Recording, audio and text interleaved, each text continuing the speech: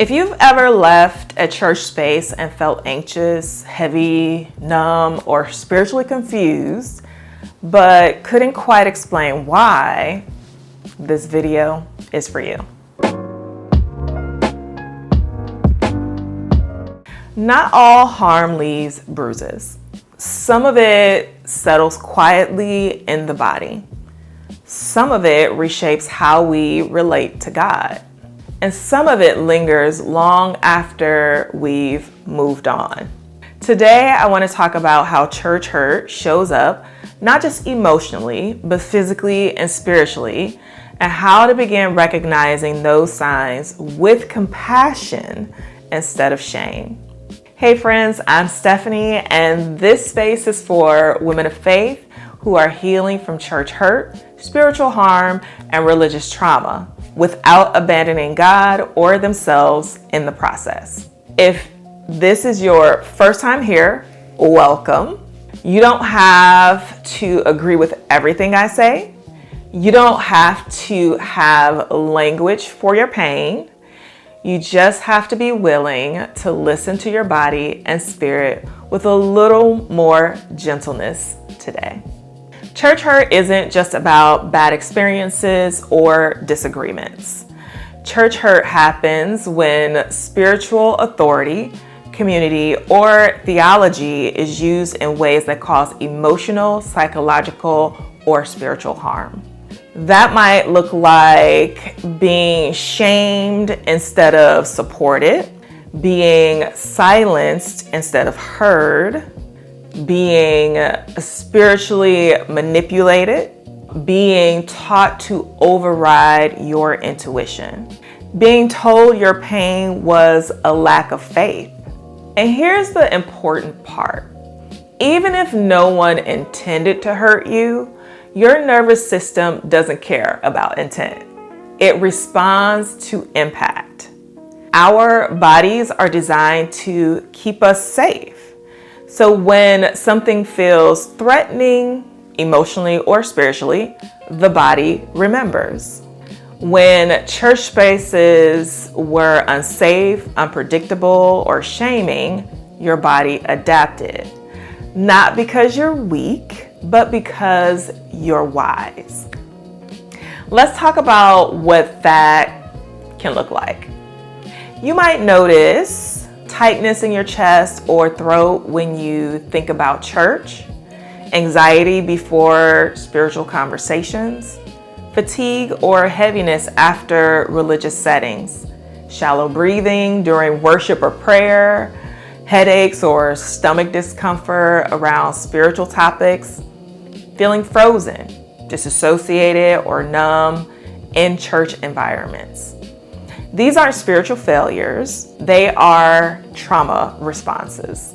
Your body learned that certain spaces were not safe, and it's trying to protect you. Church hurt also shows up spiritually, often in quieter ways. Some things you might notice are feeling distant from God, even though you still believe, guilt for questioning teachings that hurt you, fear of getting it wrong spiritually, difficulty trusting spiritual leaders, a loss of joy in spiritual practices you once loved, feeling watched, judged, or anxious when praying. Many women tell me, I still love God, I just don't know how to be close to Him anymore. That confusion is not rebellion, it's grief. Church hurt often includes grief for what should have been safe. You didn't just lose a building or a community, you lost trust. You lost belonging. You lost spiritual safety.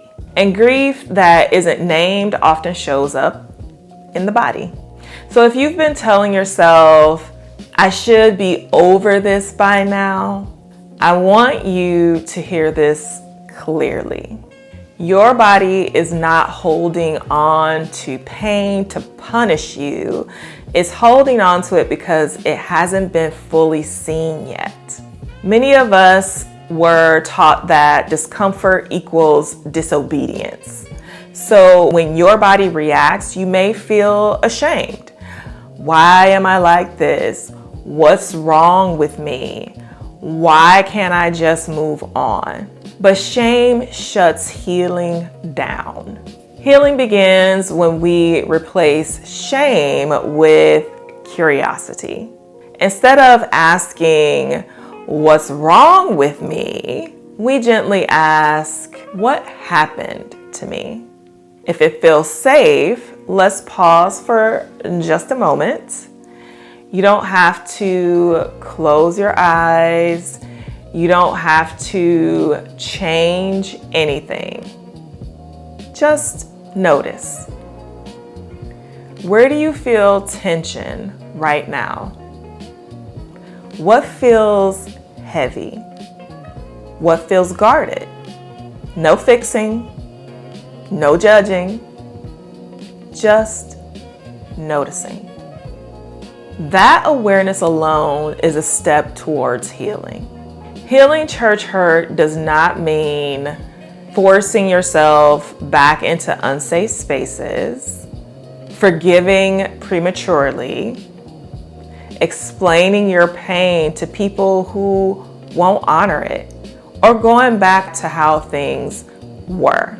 Healing looks more like listening to your body, honoring your limits, redefining faith on your terms. Let God meet you outside of performance. And sometimes healing looks like getting support. This work is tender, it's layered, and it deserves care.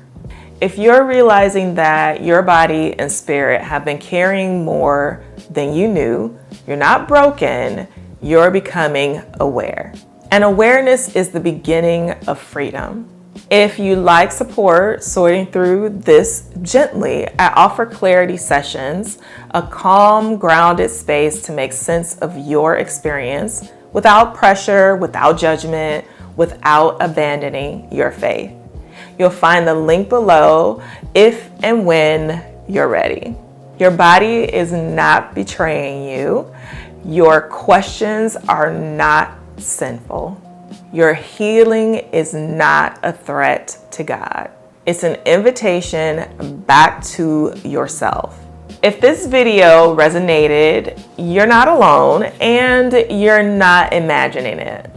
I'm really glad you're here. If this spoke to you, you're welcome to subscribe if you want more grounded conversations like this. Share this with someone who might feel seen by it, or simply sit with what came up for you today. We'll take this one step at a time.